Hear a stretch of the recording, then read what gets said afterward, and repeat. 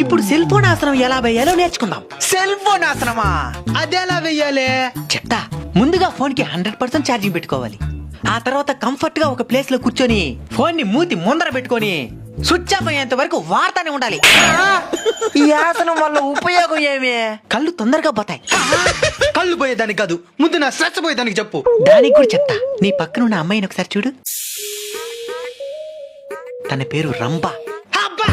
తనని చూస్తేనే స్ట్రెస్ మొత్తం తగ్గిపోతాది. నాకు దీన్ని చూస్తుంటే ఉండే స్ట్రెస్ కూడా ఎక్కువైపోతున్నది. సరే సరే, అసలు నీ స్ట్రెస్ కి కారణం ఏందో చెప్పు. ఈ మధ్య నా బామ్మదికి యాక్సిడెంట్ అయ్యి హాస్పిటల్కి వెళ్తే ఆపరేషన్ కి 20 లక్షలు అవుతుందన్నారు. డబ్బులు లేని కారణంగా వాడిని నా కళ్ళ ముందే పోగొట్టుకున్నాను.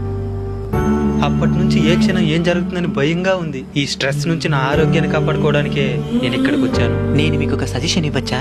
చెప్పండి. మీ ఆరోగ్యాన్ని కాపాడుకోవడానికి ఆసనాలు నేర్చుకోవాలనుకుంటున్నారు, మంచిదే. కానీ మీ ఆరోగ్యంతో పాటు మీ ప్రాణాలు కూడా కాపాడుకోవడానికి హెల్త్ ఇన్సూరెన్స్ తీసుకున్నారా? హెల్త్ ఇన్సూరెన్స్ తీసుకుని ఉంటే ఇప్పుడు మీ బామర్ది కూడా బతికే ఉండేవాడు. నిజమే. హెల్త్ ఇన్సూరెన్స్ అంటే చాలా ఎక్కువ ఖర్చు అవుతుందని చాలా మంది అనుకుంటూ ఉంటారు. అది చాలా తప్పు.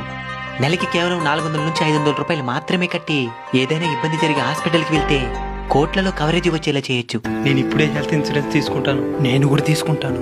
హెల్త్ ఇన్సూరెన్స్ కి సంబంధించి మీకు ఎలాంటి సందేహాలున్నా, ఎలా తీసుకోవాలి, పాలసీలు ఎలా ఉంటాయి, మీ వయసుకు తగ్గ పాలసీలు ఎలా సెలెక్ట్ చేసుకోవాలి, ఇలా మీకు ఎలాంటి సందేహాలున్నా మన ఛానల్ బయోలో ఉన్న హెల్త్ ఇన్సూరెన్స్ అనే లింక్ మీద ఒక్కసారి క్లిక్ చేసి చూడండి. నెలకి కేవలం 400 నుంచి 500 రూపాయలు మాత్రమే కట్టి కోట్లలో కవరేజ్ ని పొందే అనేక పాలసీలు మీకు కనబడతాయి. అందులో మీకు నచ్చిన హెల్త్ ఇన్సూరెన్స్ ని తప్పకుండా తీసుకోండి.